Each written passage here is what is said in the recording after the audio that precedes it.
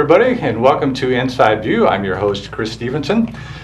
Recently, I was watching a television program from 2014. It was called The Newsroom with Jeff Daniels plays a news reporter named Will McAvoy, and he was interviewing a man from the EPA. It was about climate change. And the EPA scientist said that the last time that the CO2 levels were this high, 400 parts per million, the oceans were 80 feet higher than they are now, and there are two things to know. I remember this now. There are two things to know. First is that half the world's population lives within 120 miles of the ocean, and the second thing, Will asked him, what's the second thing? Humans can't breathe underwater. So it was a striking scene. So Will says, well, give me an analogy to help people to understand climate change. He says, okay, you're in your car, in the garage, with the engine running, and the door is closed, and you slip into unconsciousness. That's it, because that's the analogy. But Will says, well, what if somebody comes and opens the door? He says, you're already dead. But what if somebody got there on time? Well, then you survive. So what is the CO2 equivalent of the getting there on time? He said, well, shutting off the car 20 years ago. Today my guest is John Buckley, who is the Executive Director of the Central Sierra Environmental Resources Center. John was our EPA guy. Was he being too pessimistic? Is it just hyperbole, or is climate change this real? So my bias is that not only is climate change highly real, but it's something that we have a moral and social responsibility to address, not just because of ourselves and how it might affect us, but thinking out many generations into the future. The challenge is, whenever someone puts forward something that it's going to be a crisis, people look around and they see it's not a crisis right now, so they tend to discount it. But if people can recognize that the crisis is now occurring, at least in our part of the world right now, because of incredible wildfires that are unprecedented, in terms of a drought that just in the last 15 years, we've had multiple years of drought, including one of the worst, supposedly, based on tree rings in 1,000 years, a 4-year drought period that was the worst in 1,000 years. These are examples of something that's measurable and meaningful now. So whether or not people are going to become unconscious from a lack of enough oxygen or whatever, the reality is we're changing our climate. We all have a responsibility, and this is something that we can make a difference on, but people tend to want to say, oh, what can I do? It's such just one person or a small community or whatever. Okay, so our EPA guy, in my little example, which was fictional, by the way, but I thought it was nice writing, he was asked, so what does this climate change look like? And he said, well, there will be massive migration, there will be disease that spreads all over the world, there will be food and water shortages, there will be wildfires, as you said, that are uncontrollable. He said that there would be storms strong enough to level cities and darken the skies permanently. So what do you think this climate change is going to look like for us? So again, not being the expert on predicting the future, all I can look to is what is actually happening right now, and just for the moment, think about the temperatures this year in the Pacific Northwest. So in some areas in Washington, where 100 degrees is unusual, there were temperatures this year of 115 to 120 degrees. Those were documented, recorded, high temperatures that were unprecedented.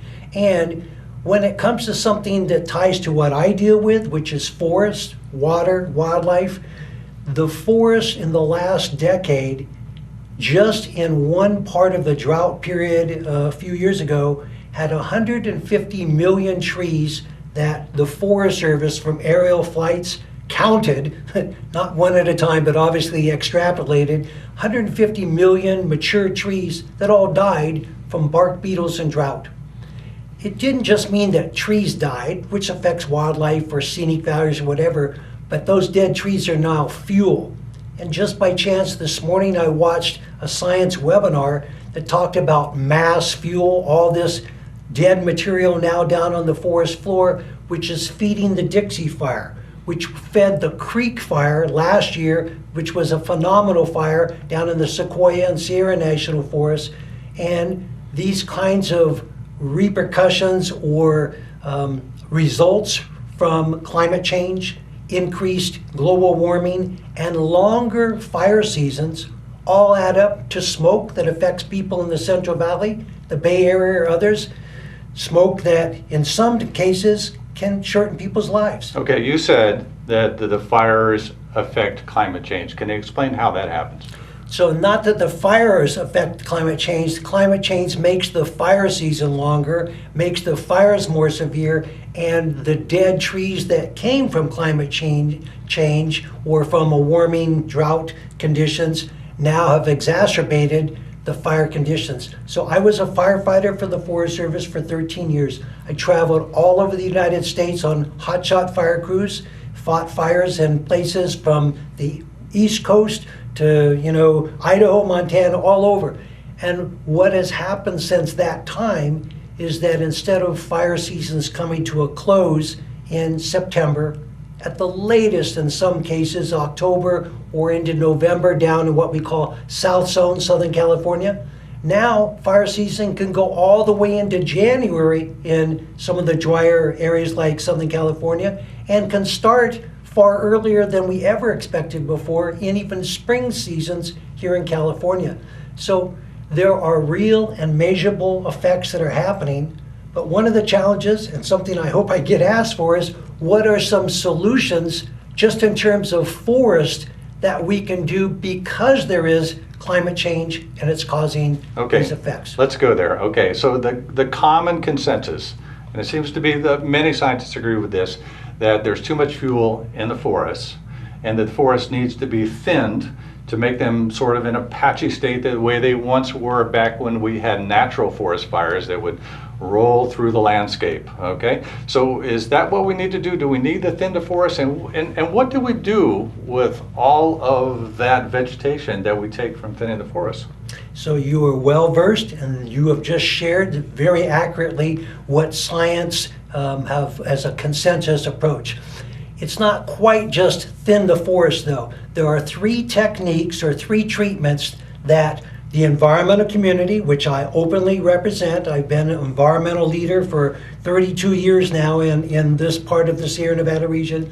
But our environmental community, the timber industry, local stakeholder, forest stakeholder groups in this region all collectively agree we need to do more prescribed burning during cool, moist times of year. That treats the surface fuels and what we refer to as the ladder fuels.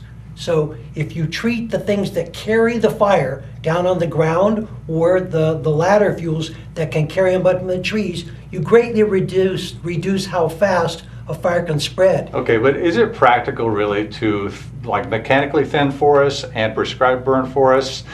Because there are a lot of forests out there, and not only in the Western United States, but in the world when we're talking about mitigation of climate change. How do we get there? Right, just for a moment, just looking at forests in the Sierra Nevada region, it is very feasible to strategically treat with the prescribed burning, with biomass removal of all the small, not all, but many of the small trees, dead fallen trees and others that can be chipped to go to cogeneration plants to help produce electricity and burn more cleanly than being burned in the open out in the forest. Okay, Because they'll only burn under a wildfire or under controlled conditions. Okay. So my question was, like, is it really practical? Is it feasible to really thin the massive amount of forest that we have? Or should we be very selective in where we're thinning the forest? So there's only, according to the science that the Forest Service has as their prime research scientist, there's about 40% of the Sierra Nevada's forests that are accessible for, suitable for,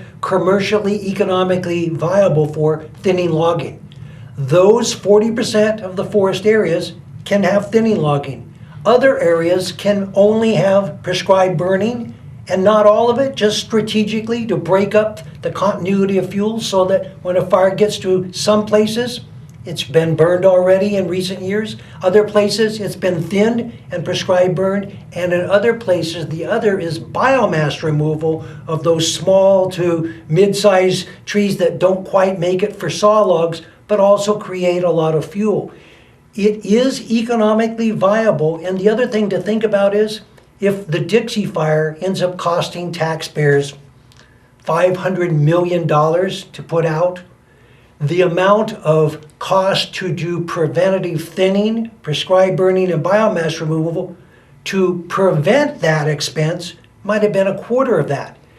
Pay now or pay later. And by proactive treatments that everyone can agree to, not just the environmental community and the timber industry, but a wide range of scientists and others all saying, do the 3 treatments, do them where it's economically viable and where it's most strategic. But the challenge is Congress has not funded the Forest Service to do anywhere near the level of work that needs to be done. Is that part of the infrastructure bill that has just been passed by the Senate? So the BIF, the bipartisan infrastructure package, however they have it, does include a significant amount of funding for what they refer to as forest management and fire resiliency treatments. It could be that that does provide a pulse of new funding, but the challenge is we are now maybe 100 years or 70 years behind where we could have been if we kept managing actively. And so it will take many years of funding and treatments to start to catch up. But yes, that particular package does have bipartisan support for forest management treatments, including senators from California as leading the effort, with Senator Feinstein has a bill that was part of that whole package that was supported by Republicans who also have totally agreed that's a priority need. Okay. You were mentioning timber companies earlier, and it occurred to me that, like in the past, we thought of timber companies as being very solely devoted to their shareholders, and their number one priority was make money for the company, which in the business world, there's nothing wrong with that, but it may not be the most environmentally sensitive thing to do. So my question is, have the timber companies now come around to the way of the science thinking and environmental research so that they're cooperating now with people that are like environmentally sensitive? I'm in a forest stakeholder group. I'm a co-chair called Yosemite Stanislaus Solutions. I'm in another one here in Calaveras County that is ACCG, Amador Calaveras Consensus Group. In the YSS one, I'm a co-chair with the chair being from SPI, the timber industry.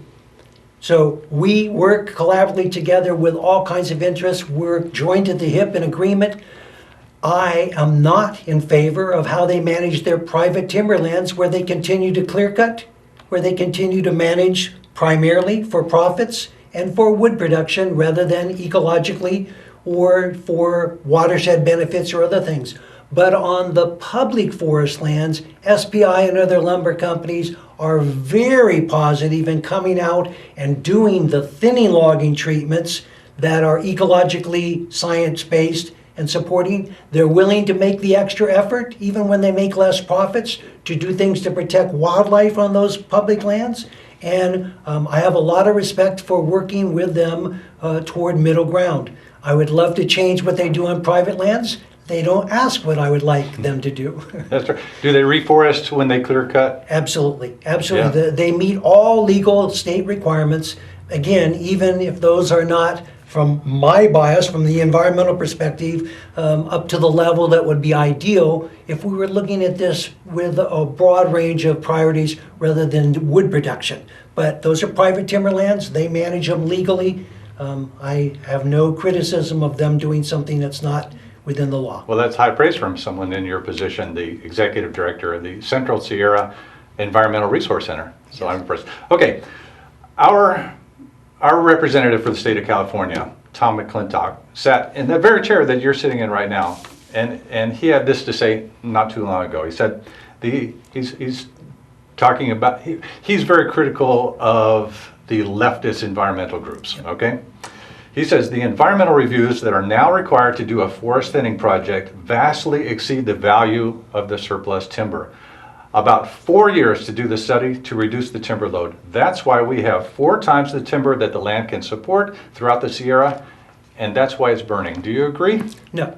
And with all due respect to the congressman, for years his theme has been, let's find a villain. His villain has been leftist, extreme Bay Area environmental groups and others. The reality is there's a solution that all of us, including Republicans who are very conservative, could all embrace, which is the one that the timber industry, county supervisors, a wide range of folks are saying, let's work together to do treatments that do make sense and that have support from environmentalists like our center.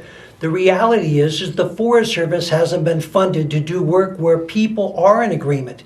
And yes, there are environmental reports, they call them environmental impact statements or environmental assessments, EAs, that have to be done. They don't take 4 years. In most cases, they take from a year and a half for the more abbreviated EAs to 2 to 2.5 years for the others. But those also provide assurance of where you're not harming the most at-risk species, how you're minimizing damage to watersheds, and where the most economic value is to get out the wood products. So instead of finding a target or a villain and trying to run for your campaign by finding somebody to blame, I respectfully urge the congressman and others to all get together where there's now agreement on the solution and for Congress to step up and fund it. Because all due respect to the congressman, he has not ever been at the forefront of asking for more money for the Forest Service to do the work where there is agreement to get work done. So if you're not part of the solution, to be snipping at those that you see as not helpful isn't as legitimate as if, yes, I'm at the forefront trying to get more money for treatments that all sides agree are essential to do. Okay. Environmentally, we've had a number of forest fires, in California, and some close to us, like the Rim Fire and the Butte Fire. Yep. What do we do with this land that has been burned, and is it regenerating well? And there's a common thought, and it may be inaccurate, that it takes 100 years for a burnt forest to regenerate into a healthy forest again. What do you think? So naturally, if people were never involved, it would take, in some cases, more than 100 years for some of these areas that burn so severely to reforest. But historically, and there's not time enough today, so again, if people want to learn about more details, they can email me. And again, I think that can be something that can be provided. But our center has been at the forefront of supporting reforestation. We've helped the YSS group and Tuolumne County that has a master stewardship agreement to help get treatments done on the Stanislaus National Forest. It's this strange contractual agreement. We get money from the state to help replant trees in areas where the Forest Service doesn't have the capacity to get out there and plant trees on the Forest Service's lands where they were denuded. So instead of waiting 100 years, in many cases, within 5 to 10 years, there are artificially planted pines, firs, cedars, and other conifers that otherwise won't come back. But the hardwoods, the oaks, the alders, the maples, and others, they naturally resprout. There will be an oak forest, especially in the Butte Fire areas. There will be an oak regeneration of all of those trees that were hardwoods that will be back far less than 100 years. But out on the National Forest, these exceptionally high severity fires like the Rim Fire left tens of thousands of acres denuded from conifer forests. And yes, we need reforestation. Our center actually over the years has had maybe as many as 100 hours of volunteer time just having people plant trees with our staff out on National Forest lands during the right time of year, because it can make a difference. Wow, how many volunteers do you have, and could you use more volunteers? Because that sounds intriguing. I might be your guy. Volunteer projects, we did 15 and a couple years, 20 different projects a year up until COVID. Yeah. COVID ended public gatherings, social gatherings, and we still are awaiting Forest Service approval to allow us to have volunteers and staff out there on public lands again. We are anticipating a project in September to do restoration in a Clavey watershed area. Won't be tree planting, it's the wrong time of year, but it'll be help restoring eroded areas. But we still don't even know if the Forest Service is willing to allow, especially because of the Delta variant, people to now get together, be in one place, and even if it's outside with masks, and many of, hopefully most of us are all vaccinated like we are, our staff is, but we haven't gotten that permission yet. But thank you for thinking about so volunteering. if somebody wants to contact you, how would they do that? Yeah, so our website is CSERC.org, CSERC.org. The email is johnb@CSERC.org.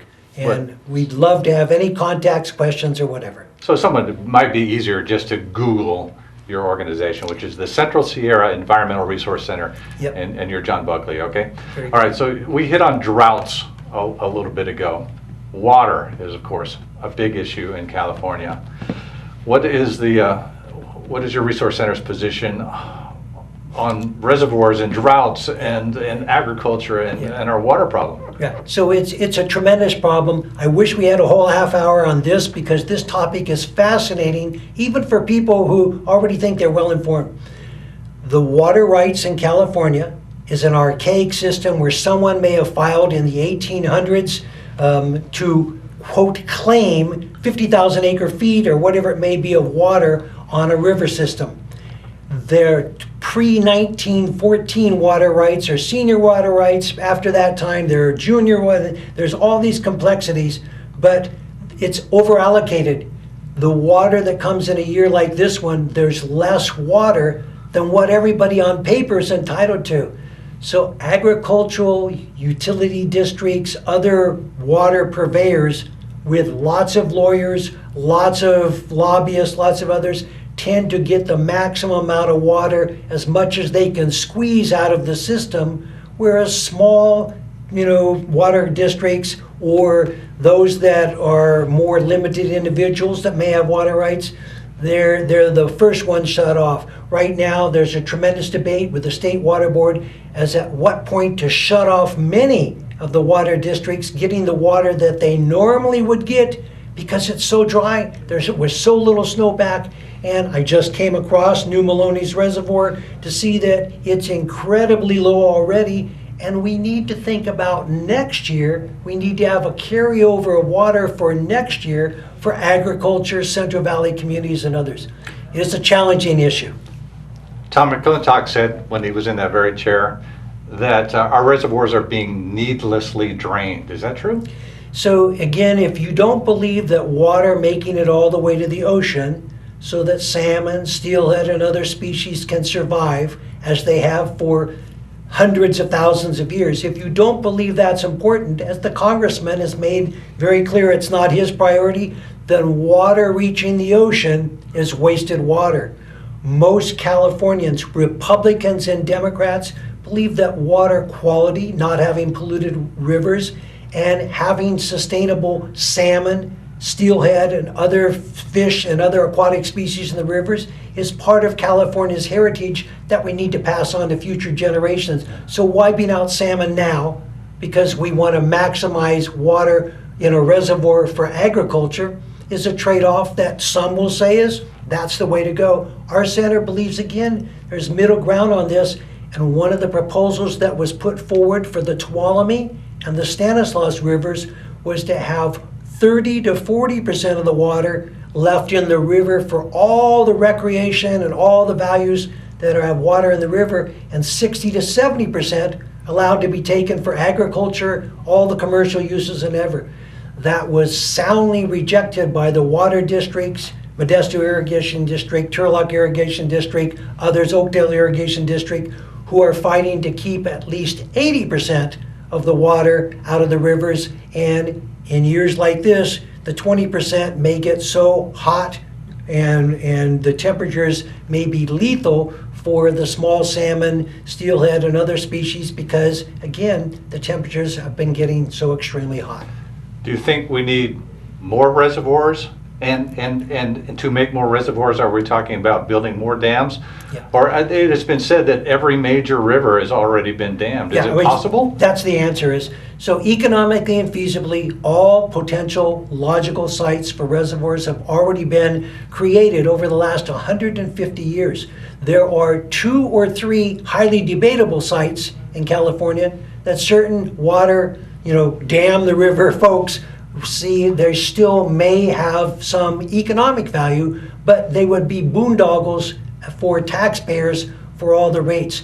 And anyone who really wants to look at the history of water allocations in the Central Valley rivers in particular, including all the rivers that come out of our Sierra system, it is appalling how special agricultural interests have ended up with so much of the water, even at the expense of the Bay Area, other places along the coast, the place where most of the people live. It's really a small percentage of water users who dominate the water in California. It's quite an amazing story. And the Central Valley has been said to be the breadbasket of the United States and the world. And there's so much agriculture there. Is it that we have developed too much agriculture for the water supply, or is it partly that there's a drought and there's just not as much water as there once was? I think it's a combination of factors. And a quick example is during the 4-year drought that was happening, when the state was cutting off water for many agricultural users, new almond orchards and walnut orchards were being planted by the thousands of acres across the Central Valley at the same time that the state was telling agriculture they were going to cut off water supplies, because they just said, oh, we'll drill wells deeper and deeper now, and then we'll take water from the river when the water comes back. Well, you can only drill wells so deep for so long. Pretty soon you've turned the Central Valley's aquifer underneath it into such a low level that at some point there will be a catastrophe. And people who are making profits now are only thinking of the moment. They're not thinking of future generations. We've already seen it, and it's an incredible thing to see that land has dropped. Oh yeah, subsides. Like 8 feet or something, is that right? Or more? 80 feet. 80 feet. And down in the southern part of the San Joaquin Valley, there are subsidence areas of 78 feet or more that have been documented because of drying out the water. So water is a fascinating topic. Yes. I'm sure people watching this all have their different priority focus, because people care about water and it's important to them. What can we do as just your average everyday citizen to help with the drought and the water mitigation problem and climate change as well? Yeah. What do you think? Each person has best knowledge of what's feasible for them to make wise choices that can minimize their impacts. So it's not just recycling, which most people do with the obvious things, but may not do with a lot of the other stuff. But it's also, how short do you make your showers? How much do you minimize your use? All of this, there's things people can do to make a difference. Okay, I appreciate that. One more time, how does somebody contact you? Your phone number maybe? Yeah, so 209-586-7440, John Buckley with the Central Sierra Environmental Resource Center, or CSERC. Right. It was Mark Twain that said, everybody talks about the weather, but nobody does anything about it. I think we can do a little bit about it now with the climate change, and I appreciate you coming in today. So I thank you very much, and I want to thank you for watching Inside View.